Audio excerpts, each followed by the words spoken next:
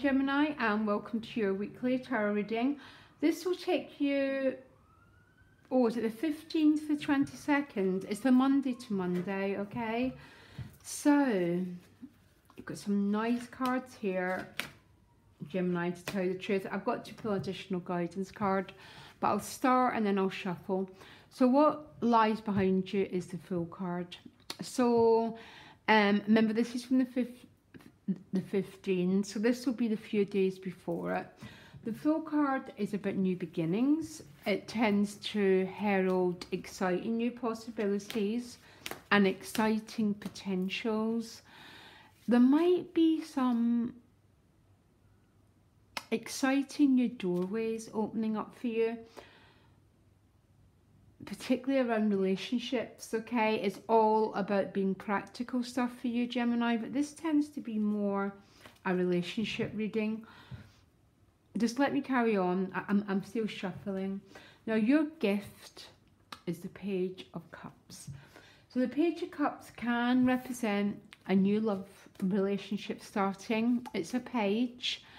So it could be a lot of interest towards someone, or it could be the rebirth, the regeneration, sorry, of an existing relationship. So getting it back to its original nature before all the chaos and all the games and all the dynamics that most of us get lost in our relationships. Page of Cups is about restoring the heart. It's very, very much like the Ace of Cups. But next to that Fool, and how people are showing up for you, is the Two of Cups. There's definitely a relationship here, Gemini, okay? Now, your additional guidance card is the Deep Knowing card. This card is about knowing that someone has got a role in your life, okay? It goes beyond logic, because this owl is sitting on the moon, and the moon is about our emotional mind. It's the karmic past. It's a knowing that's cellular. And some of you, there's probably a relationship maybe that you thought there wasn't a chance in. Maybe this is a new relationship, or maybe it's one coming back to you that you thought was lost forever, but the person's probably staying in your mind and they haven't gone away yet. That's what the Deep Knowing card is, because it's a moon connection, and the moon always represents our karmic past and our emotional mind, okay? Now, your challenge is the Queen of Wands. This could be a person, or it could be to do with your self-esteem, Gemini, okay? Because the Queen of Wands is very, very much about self-confidence, self-assertion, very, very, very highly dynamically sexually attractive queen. So maybe some of you, this queen is your Two of Cups, but you don't feel good enough for them. Or maybe, Gemini, you're not feeling fully in your sense of personal value. Your self-esteem is quite low, and you're sort of going, oh, I'm not good enough for this person. It isn't ever going to happen. So your challenge is to stand up proud and stand up in your glory, okay? Let's clarify with the Judgment card, which I got a feeling for some people there's a regeneration of a past relationship. I don't know why. It's an impression I got, but the Judgment card would sort of tell me that. Something coming back from the dead, because these people have been in a coffin and they're rising up and they're getting a second chance at love, at life. It's almost that feeling of a blank canvas. The Fool's the same. I can't help thinking this is about a relationship. But watch out for your self-esteem with that Queen of Wands as a challenge. Because if she's not another person, as a challenge, you're very challenged to be assertive. You're very challenged to go after what you want, to believe in your magnetism and the power that you have to bring to you what you need, okay?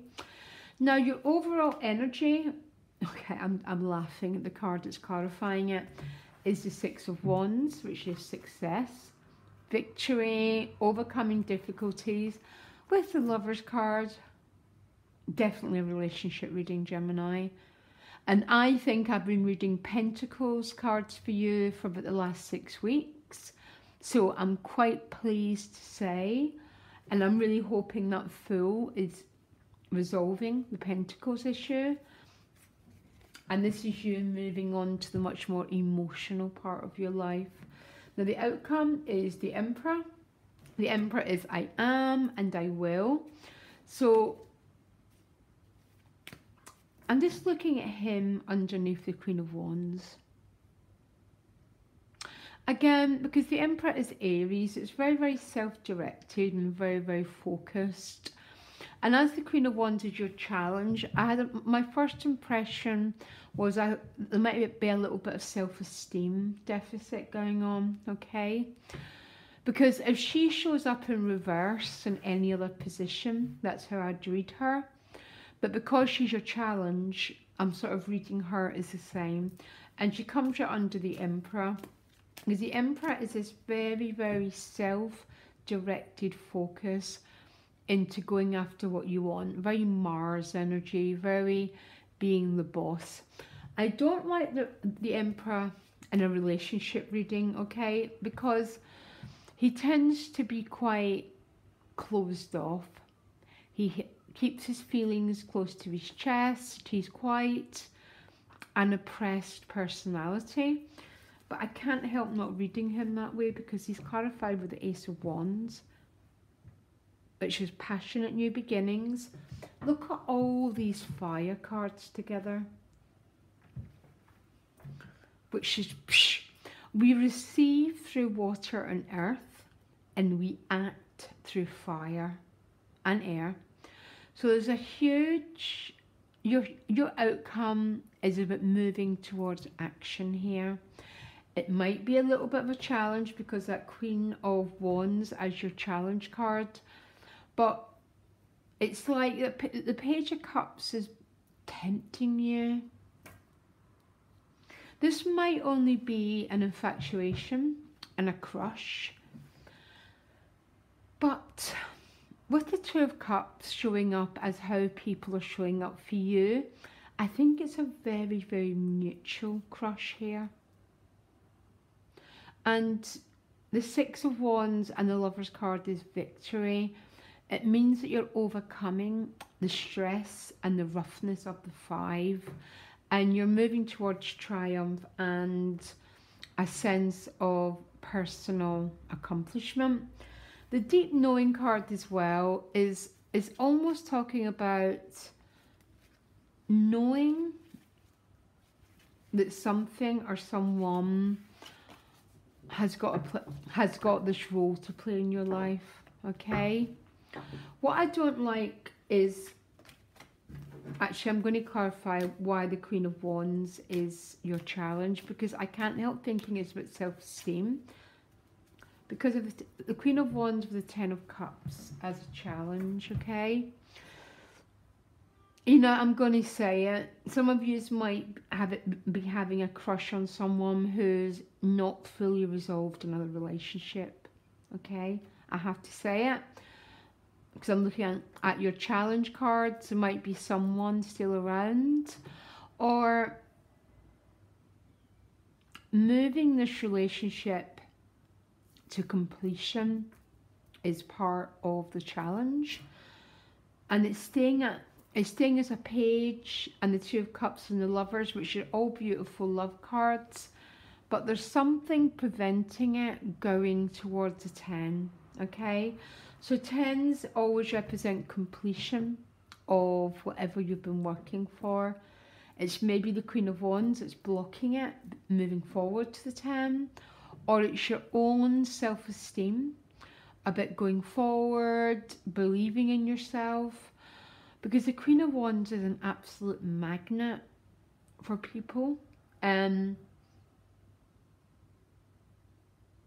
But there's definitely a sense here, Gemini, it's definitely all about relationships, okay? But there's some sort of challenge around self-esteem. If it's not someone else, it's your own. Or maybe there's another person who's blocking the happy outcome here. I've got to read it that way. I always do. If it is, it might be a fire sign person who's preventing this happy ever after. I hate those words, but the rainbow comes after the storm. And maybe everything isn't fully in completion.